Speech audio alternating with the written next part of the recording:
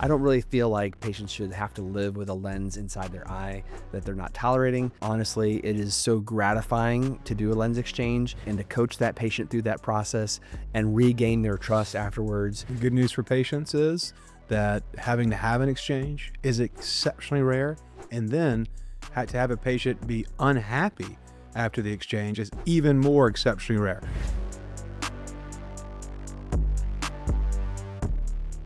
So Gary, IOL Exchange, talk to us a little bit about what does that actually entail? What do patients need to know about that?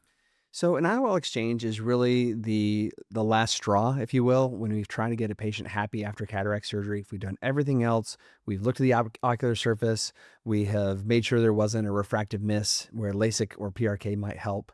And if it really is the lens that the patient is just not tolerating, it's time to get that lens out of the eye. I don't really feel like patients should have to live with a lens inside their eye that they're not tolerating. So really, as soon as I've made that determination and the patient is on board with this, usually at about 3 months, but sometimes we wait up until 6 months. And honestly, every surgeon is going to be a little bit different about when to pull the trigger on that. But I'm maybe a little bit earlier because I want to get that patient happy.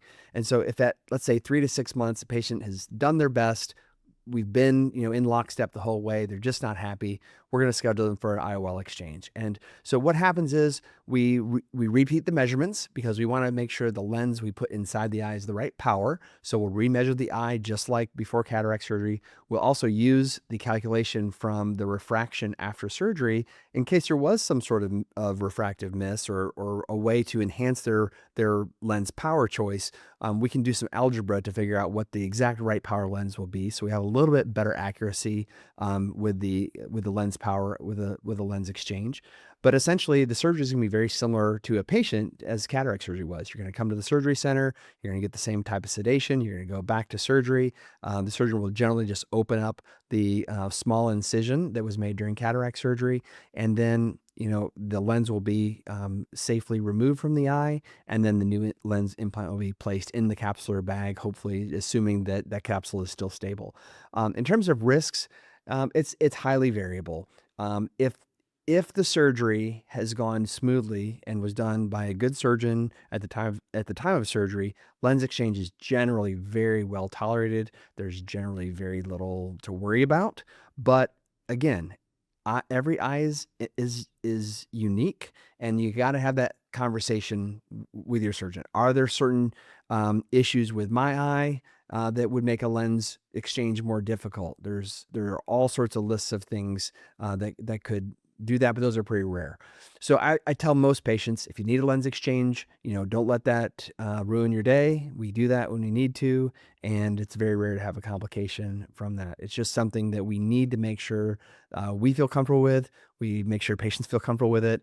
And honestly, it is so gratifying to do a lens exchange and just to coach that patient through that process and regain their trust afterwards, where they come back and they say, yeah, thank you so much for taking me through that process. Again, I look at this as not a failure from the surgeon or from the patient. It's just one of those things that's hard to predict how you're going to tolerate a lens. And you don't know until you try. And so when you need an exchange, we do it. And the good news for patients is that having to have an exchange is exceptionally rare, and then to have a patient be unhappy after the exchange is even more exceptionally rare. So you will get to that final better result. This highlights one of the benefits of laser cataract surgery. I think if a patient has had cataract surgery and it was laser cataract surgery initially, with the opening in the capsule being perfectly centered on the capsule, perfectly centered in such a way that there's no that there's a nice symmetric overlap of the lens, intraocular lens in the eye, the exchanging of the lens, I find that it's a lot easier and in some ways safer as a result. And so, I think, again, another benefit of femtosecond laser or laser cataract surgery with advanced technology lenses, because the most common reason for an exchanging of a lens is either a missed target in those kind of extreme measurements of eyes that are irregular if they have corneal irregularities and such, or patients who thought they would be able to enjoy the benefits of advanced technology lenses such as a multifocal lens or EDOF lens, extended depth of focus lens, but their brain was just never able to tolerate it even after the 3 months of neuroadaptation. But again, it's an extremely rare occurrence that we have to do the exchange. And if it's done for the right scenarios, the patients are usually very happy.